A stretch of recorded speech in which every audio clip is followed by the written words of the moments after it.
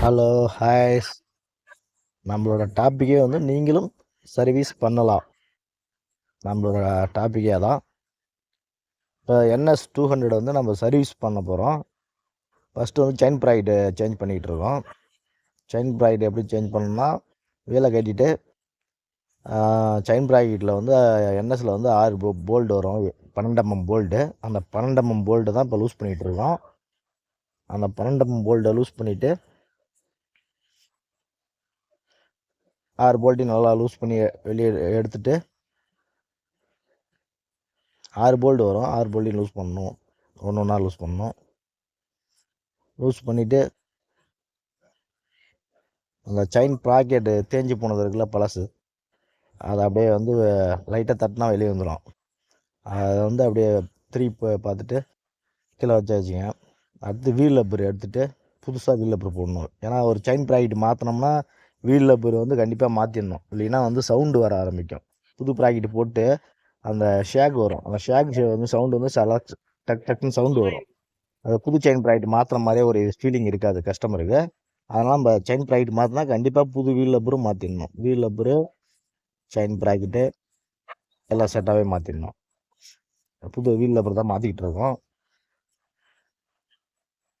அதை பார்த்திங்கன்னா இதான் செயின் ப்ராக்கெட்டு. இது 40 NS 200 வந்து 40 T வரும் செயின் ப்ராக்கெட்டு. இப்போ வந்து புதுசாக மாட்டுறோம். மாறிட்டு இப்போ அப்படியே அந்த 6 போல்ட் நெட்டையும்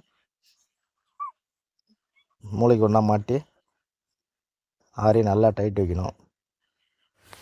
ஒன்றும் இல்லை, அங்கே ஒரு பிரதர் வந்தார், கேமரா வச்சுருந்தது பார்த்து எடுத்துட்டார். டக்குன்னு கேமராவை எடுத்துகிட்டு அவர் எடுத்து மூஞ்சி பார்த்துக்கிட்டு இருக்காரு. அதனால தான் கொஞ்சம் இதாகிடுச்சு. நல்லா டைட் வச்சுட்டு நல்லா செக் பண்ணிவிட்டு நெட்டு ஒன்று மிஸ் ஆகிடுச்சு. அதான் நெட்டு போயிட்டு எடுத்துகிட்டு வந்து போடுறதா இருக்குது. கழட்டி வச்ச நெட்டை காணும். நல்லா டைட் வச்சிடணும். 6 போல்ட்டையும் நல்லா ஸ்ட்ராங்காக டைட் வச்சிடும்.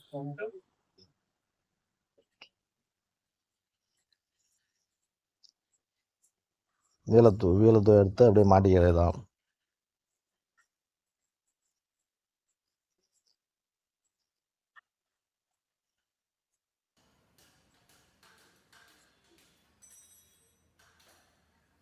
அவ்வளோதான், முடிஞ்சிச்சு. அடுத்தது பார்த்திங்கன்னா நம்ம வீலை அடுத்தது மாட்ட போகிறோம். பழைய செயினை வந்து எடுக்கிறோம். பழைய செயினை உருவிக்கிலே போட்டு வீலை தூக்கி ஃபஸ்ட்டு மாட்டிக்கலாம். மாட்டிக்கிட்டு அதுக்கப்புறம் வந்து நம்ம புது செயினை மாட்டிக்கலாம். ஃபஸ்ட்டு வந்து நம்ம வீலை தூக்கி மாட்டணும்.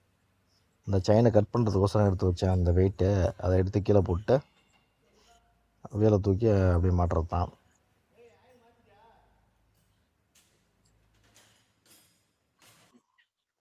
வீலை தூக்கி மாட்டிட்டு அதுக்கப்புறம் நம்ம வந்து புது செயினை வந்து மாட்டிக்கலாம்.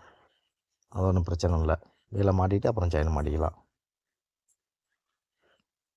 ஏன்னா NS 200க்கு வந்து பார்த்திங்கன்னா செயின் வந்து லாக்கு வராது. நம்ம வந்து கட் பண்ணி எடுத்துகிட்டு திரும்பி லாக்கு தான் புதுசாக போடணும். அதாவது வந்து டபுள் டிஸ்க்குக்கு வந்து பார்த்திங்கன்னா செயின் லாக் வராது. புது செயினே நம்ம கட் பண்ணி தான் எடுக்கணும். பழைய செயினையும் கட் பண்ணி தான் எடுக்கணும். கட் பண்ணி எடுத்துகிட்டு புது செயினையும் கட் பண்ணிவிட்டு அதுக்கு ஒரு புதுசாக லாக் வாங்கி தான் மாட்டி ஆகணும். லாக் வாங்கி மாட்டி இப்போ செயினை வந்து சின்ன பள்ளம் மாட்டுறோம்.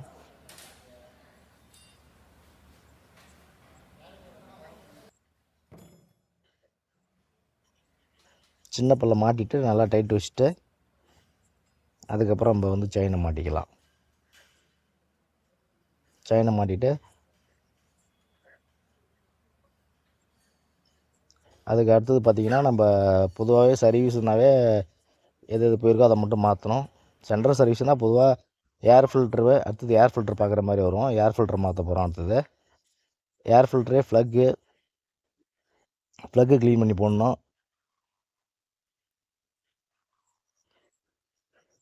டிஸ்க்கு ஆயில் செக் பண்ணிக்கணும். பின்னாடி டிஸ்க்கு முன்னாடி டிஸ்க்கு ரெண்டுமே ஆயில் செக் பண்ணிக்கணும். பிரேக் பேடெல்லாம் க்ளீன் பண்ணி போடணும். பின்னாடி பிரேக்கு பேடு வரும், டிஸ்க் பேடு, அதை நல்லா கழட்டி க்ளீன் பண்ணி போட்டுடணும். சர்வீஸில் அதான் வந்து service centre service. Oil, oil filter. இப்போ பார்த்திங்கன்னா செயினை நம்ம வந்து மாட்டிகிட்ருக்கோம். அந்த செயினை கட் பண்ணி தான் நம்ம மாட்டிகிட்ருக்கோம். கட் பண்ணி அதுக்கு லாக்கு புதுசாக தான் வாங்கி போடணும். கட் பண்ணி லாக்கு மாட்டிகிட்ருக்கோம். செயின் அட்ஜஸ்ட்மெண்ட் வந்து 2 சைடும் ஒரே லெவலாக வச்சுக்கலாம்.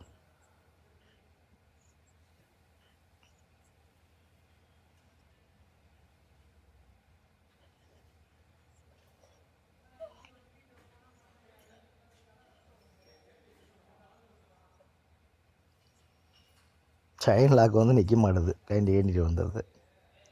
லாக் சரியாக உட்காரல. இதில் செயின் லாக் உட்கார வைக்கனா கொஞ்சம் கஷ்டமாக இருக்கும் டைட்டாக. நம்ம அடுத்தது வந்து இப்போ ஏர் ஃபில்டர் தான் கழட்ட போகிறோம். ஏர் ஃபில்டர் வந்து சேஞ்ச். என்எஸ்க்கு வந்து பார்த்திங்கன்னா என்எஸ் 200 வந்து ஏர் ஃபில்டர் வந்து டேங்கை கழட்டி தான் நம்ம மாற்றுற மாதிரி வரும். டேங்கை கழட்டினோம்னா நம்ம 2 சீட்டியை கழட்டணும். 2 சீட்டியை கழட்டிட்டு டேங்கில் வந்து பார்த்திங்கன்னா அந்தாண்ட பார்த்திங்கன்னா 3 அலாயிங் போல்டு வரும். இந்தாண்ட பார்த்திங்கன்னா 3 அலாயிங் போல்டு. சைடில் 2 சைட்லையும் டென்னம் போல்டு ஒன்று வரும் சைடில். சைடு சீல்டையும் கழட்டிடணும். சைடு சீல்டை கழட்டிட்டு டேங்க் போல்டை இப்போ வந்து நம்ம லூஸ் பண்ணுறோம். டேங்க் போல்டெலாம் லூஸ் பண்ணிவிட்டு நம்ம டேங்கை வந்து தூக்கும் போது பார்த்திங்கன்னா அந்த இதில் வந்து 2 ஓஸ் வரும் டீப்பு. அந்த 2 ஓஸ் டீப்பையும் நம்ம பிடுங்கி விட்டு அதுக்கப்புறம் பெட்ரோலோட கேஜி வரும். பெட்ரோல் இது பிடுங்குற டீப்பு. அதை வந்து லேக்காக கட்டி விடணும். இல்லைன்னா உடஞ்சிரும். அந்த பெட்ரோல் பம்புலேருந்து வர காது வந்து உடஞ்சிரும். டேங்கை தூக்கும் போது கொஞ்சம் உஷாராக தூக்கணும். அந்த லாக்கை வந்து நல்லா லாக்கு மாதிரி இருக்கும். ப்ரெஸ் பண்ணி எத்தி பிடுங்கினோம்னா அது வந்துடும். வந்துச்சுன்னா டேங்கை தூக்கி தனியாக வச்சிடலாம். வச்சுட்டு நம்ம பார்த்திங்கன்னா அடுத்தது வந்து இப்போ ஏர் ஃபில்டரை கழட்டுறோம். ஏர் ஃபில்டரை கழட்டிட்டு பொதுவாகவே பார்த்திங்கன்னா ஒரு 20,000 கிலோமீட்ரு 15,000 கிலோமீட்ரு ஓடிச்சுனாவே ஏர் ஃபில்டர்லாம் மாற்றிக்கலாம். ஏர் ஃபில்டர் எப்படி இருக்குன்னு நம்ம பார்க்க போகிறோம் கழட்டி. ஏர் ஃபில்டர் 15,000 கிலோமீட்டர் ஓடிச்சுனாவே நம்ம வந்து ஓரளவுக்கு சுமாராக இருந்தாலும் மாற்றிடுறது தான் நல்லது. ஏன்னா ஒரு ஏர் ஃபில்டரை கழட்டினோம்னா நம்ம வந்து பார்த்திங்கன்னா டேங்கெல்லாம் கழட்டுற அளவுக்கு இதில் வேலை அதிகம். அதனால் நம்ம வந்து இப்போ கழட்டும் போதே ஏர் ஃபில்டர் சுமாராக இருந்தால் கூட மாற்றிடலாம் என்எஸ் 200 பொறுத்தளவுக்கு. ஆனால் இது ஓரளவுக்கு இதுவும் போயிடுச்சு தான். இருந்தாலும் ஏர் அடித்து பார்க்குறேன். அதனால நிறையா தூசி உள்ளே இருந்து நிறையா வந்துக்கிட்டே இருக்குது. அது நம்ம கலரும் மாறிடுச்சு. அதனால் நான் புதுசாக தான் போட போகிறேன். சும்மா ஏர் அடித்து பார்க்குறோம்.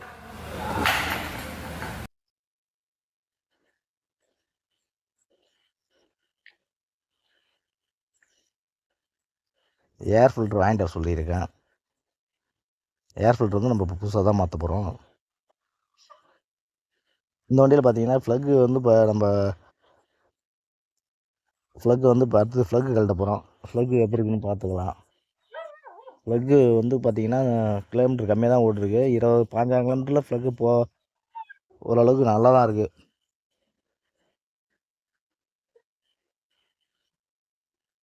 அந்த அடாப்டரை கழட்டுறதுக்கே ரொம்ப கஷ்டமாக இருக்குது. என்எஸில் வந்து பார்த்திங்கன்னா அந்த சைடில் இந்த சைடில் 2 ஃப்ளக் வரும். அந்த சைடில் ஒரு ஃப்ளக் வரும். 2 பல்சர் ஃப்ளக் வரும். ஒரு ஃப்ளக் வந்து டாப் ஃப்ளக் வந்து கொஞ்சம் பெரிய ஃப்ளக்காக வரும். மொத்தம் 3 ஃப்ளக் என்எஸ் 200க்கு. 3 ஃப்ளக்கையும் சும்மா அப்படியே கழட்டி க்ளீன் பண்ணி போட போகிறோம், அவ்வளோதான். ஏன்னா ஃப்ளக் நல்லா இருக்குது, அதனால் மாற்ற போகிறதில்ல. க்ளீன் பண்ணி மட்டும் அப்படியே போட்டுருவோம்.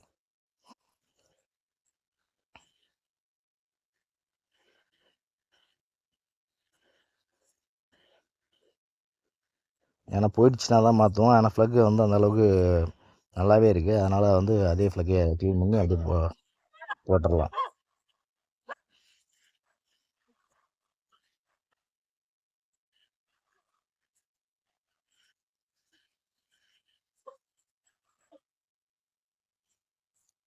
ஃப்ளக்கு வாங்கிட்டு வர போயிருக்கான்.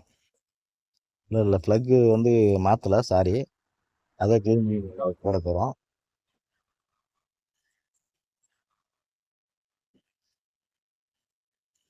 க்ளீன் பண்ணி போட்டுக்கிட்டுருக்கோம். ப்ளக்கை போட்டு அதுக்கப்புறம் பார்த்திங்கன்னா ஏர் ஃபில்ட்ரு மாட்டியாச்சு.